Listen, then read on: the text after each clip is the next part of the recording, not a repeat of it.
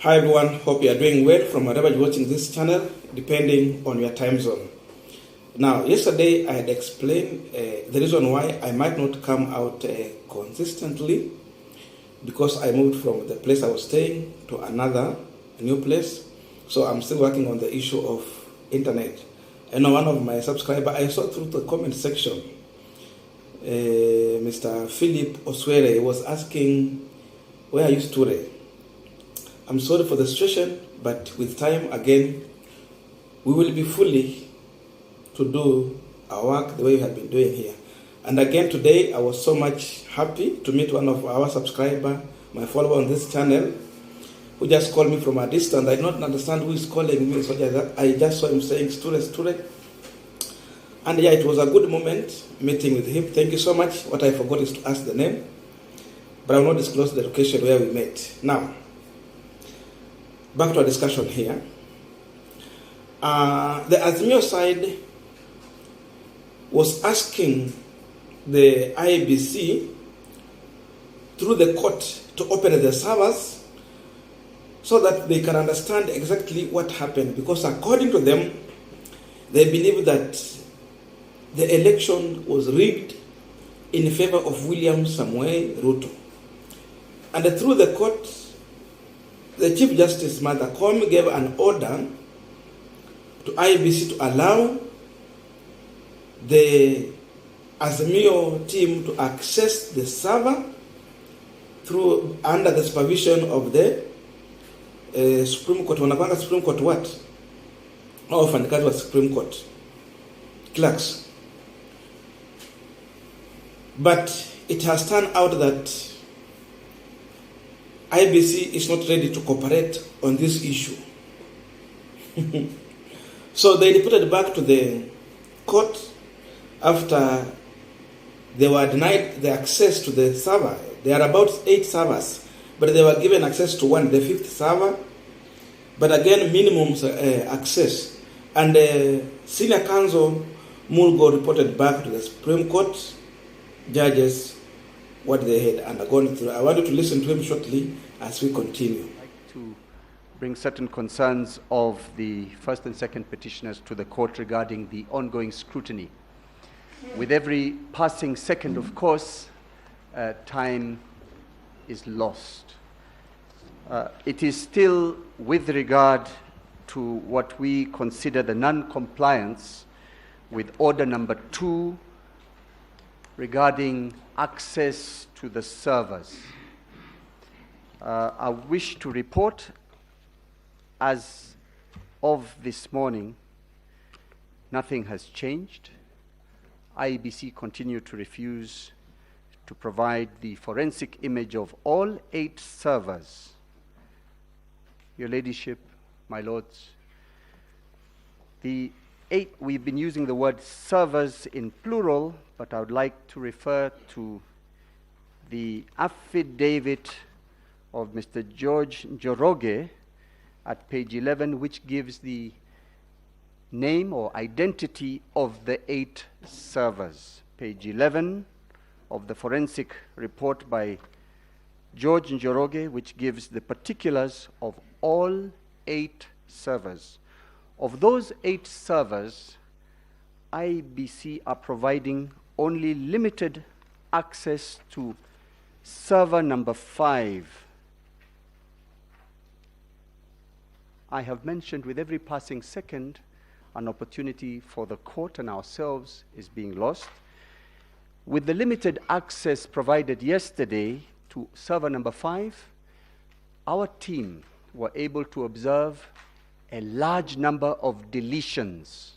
So we suspect and we are concerned that the delay on the part of IEBC is to delete vital data, and when finally time runs out, not to provide the information that we require or provide logs that have no use to anybody. So we are requesting that the court direct further that access, forensic access, be provided to all 8 servers, together with copies of logs for all 8 servers.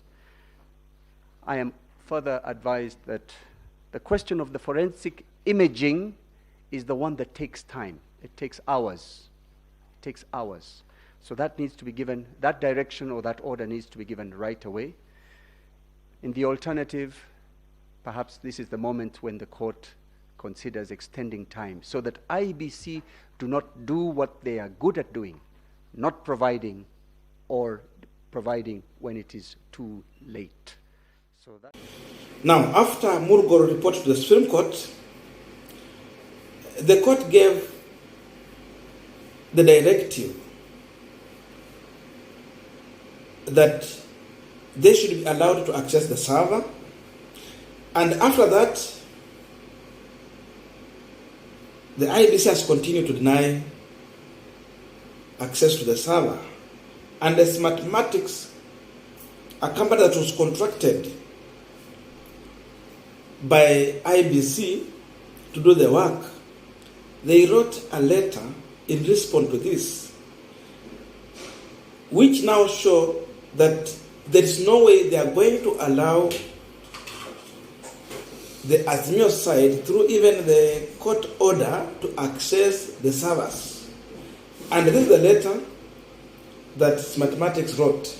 Independent Electoral Boundary and Commission, IEBC, Anniversary Tower, University Way, 5th floor, PO Box, Ioio, Nairobi, Kenya. Attention, Mr. Marijuan Hussein, Marijuan Chief Executive Officer. Amsterdam, 31st August 2022. Subject: provision of image of the NTC servers that host the Form 34C's serial number 1. Dear Sirs, as per your request regarding the provision of imaging on NTC servers, we would like to clarify that such image contains software owned and copyrighted by Smartmatic and is thus IP protected. Providing full access would infringe our intellectual property right. Furthermore, providing third-party access to the source code and the security feature, including transmission certificates and the encrypt key, would render the system insecure as it is today for any future use in Kenya, anywhere in the world. In addition to violating our IP right, this would also jeopardize election in other countries and that are using or have used our system. Committed as we are to the transparency and the integrity of Kenya election, we would like to recommend that the Independent Electoral and Boundary Commission make available the following information. Number 1, all collected data related to the result transmission system. Number 2, all result transmission system log.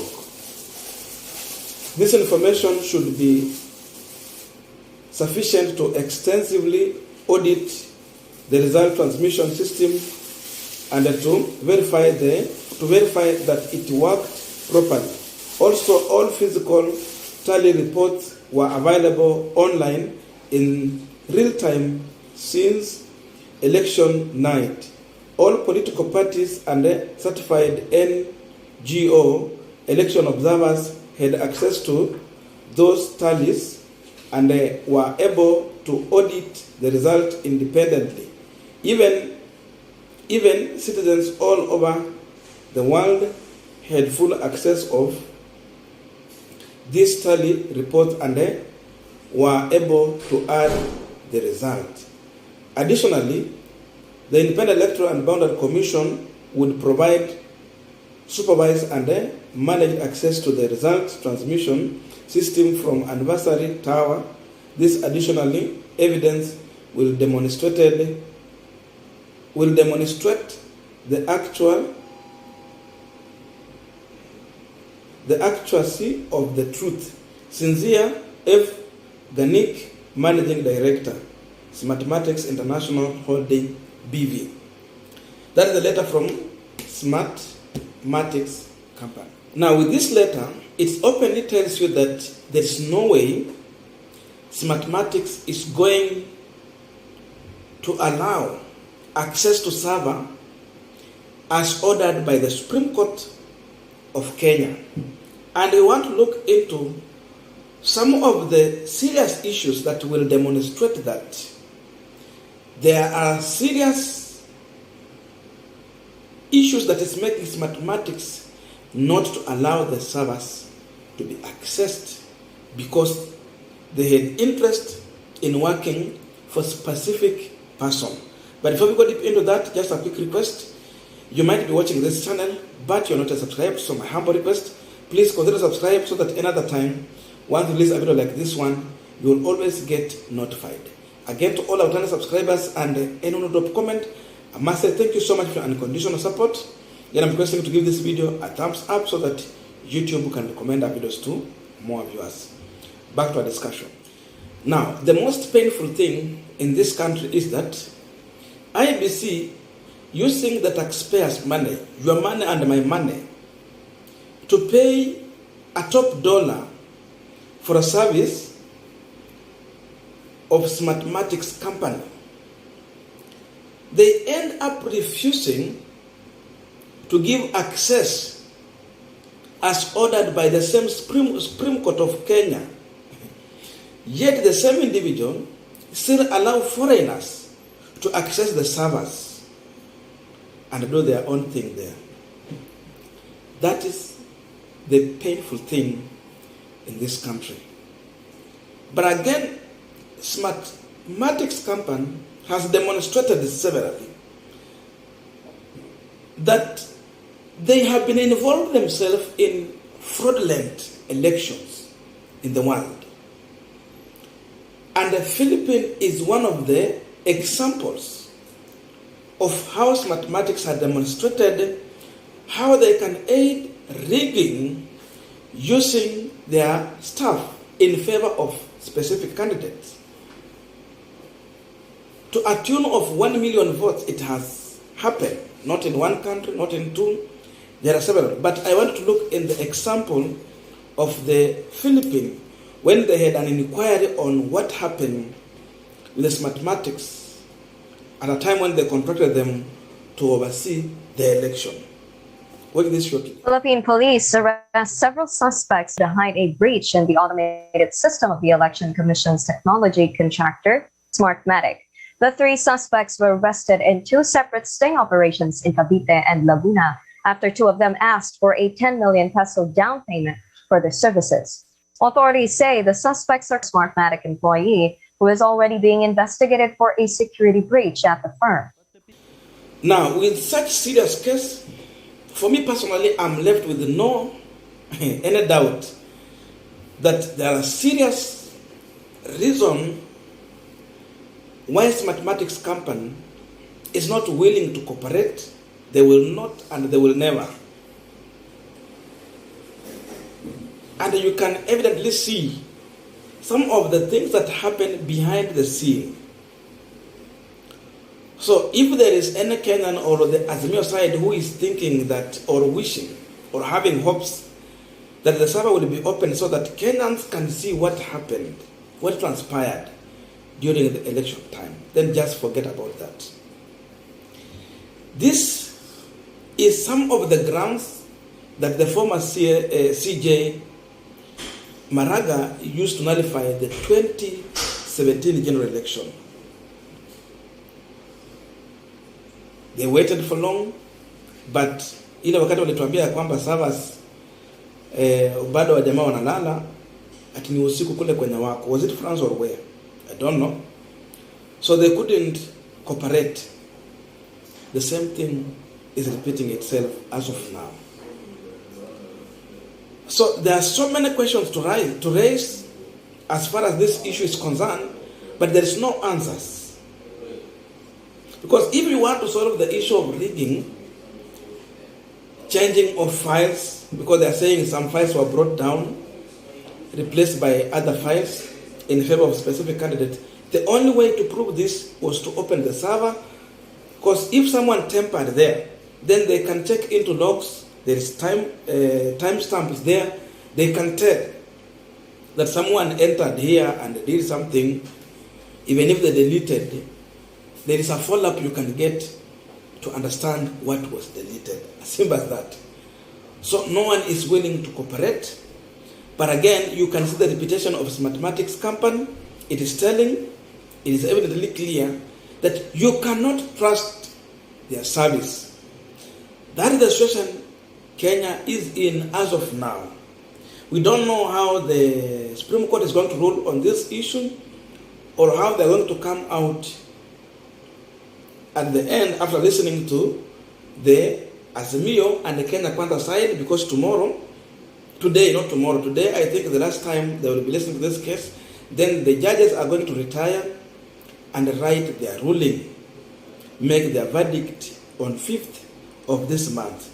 So we are going to wait and see, but there are every reason why Kenyans should doubt Smartmatic's company services that they have offered in this election. I don't know what to think about this, but let's meet in the comment section to have a continuation of this conversation. See you in our next video.